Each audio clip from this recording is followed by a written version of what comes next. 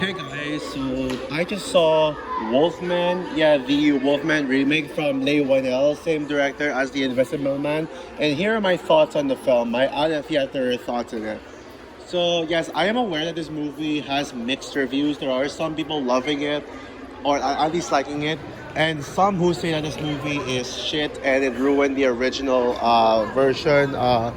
And yeah, so I personally really enjoyed Wolfman. I thought Wolfman was a good movie. Now, yes, it's definitely one of Leigh Whannell's weaker films. I don't think it's the worst Leigh Whannell film. Like what everyone else says, that would still be Insidious Chapter 3 easily. But it's certainly no Invisible Man in any shape of way, any way. For Upgrade, I'll have to rewatch Upgrade. I don't know about Upgrade. I'll have to rewatch it. Probably I will rewatch it tonight, but yeah. Now, yeah, Wolfman has its flaws. I mean, there are some, how do I say this? There are some plot elements that did not were felt that felt forced. Like there was this plot twist in the end. Like there was this reveal on who the real Wolfman is, and it did not work for me. That whole twist, it didn't work. And also the ending did have this emotional moment that it felt very forced and stuff.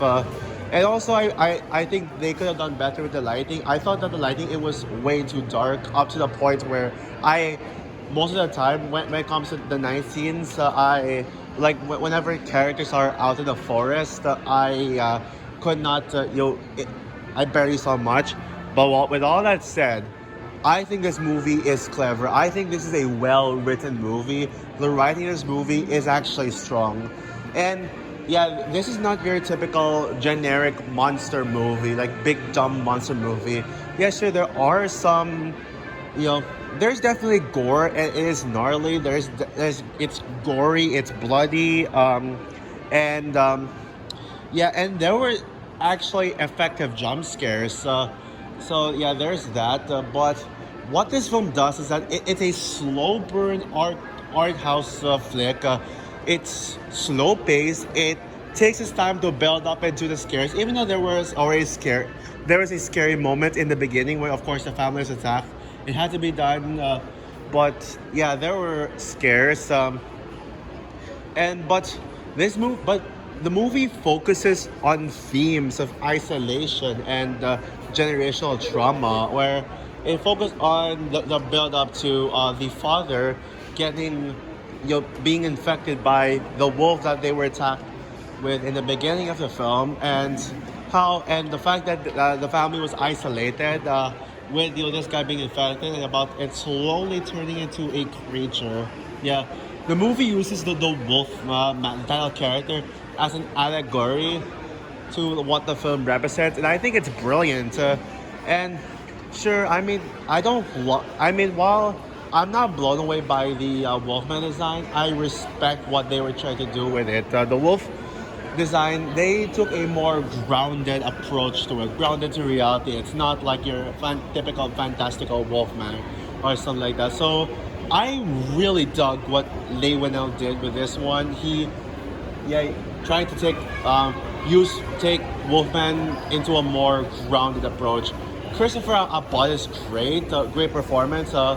Julia Garner, honestly, I don't get the Julia Garner hate. Like, people are saying that Julia Garner is did not fit the role and should not have been in this film. No, you just hate on, y'all are just hating on her just because she's playing female Silver Surfer in Fantastic Four First Step. So, which something that is pissing you off. You're just biased against Julia Garner right now. I think Julia Garner was the standout of the film to me. She was the standout. I mean, if you if only you actually removed your female Silver Surfer bias aside.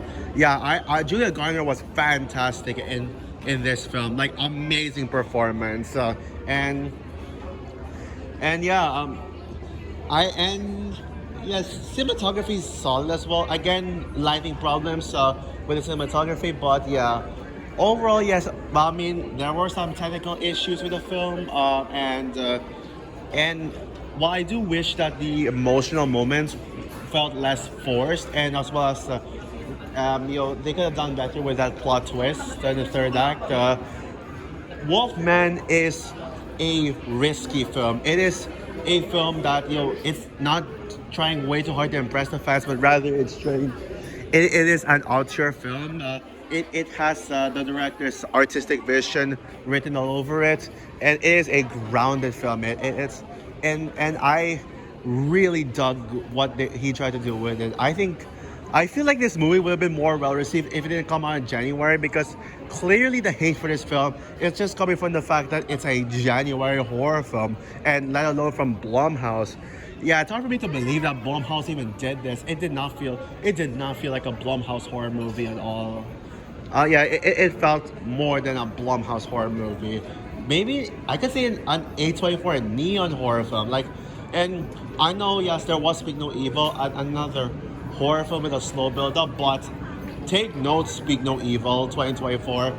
This movie is how you do a slow burn horror film. And yeah, I just love this film, and this movie feels like it's made for me. Like, this is the kind of horror movie I love. A slow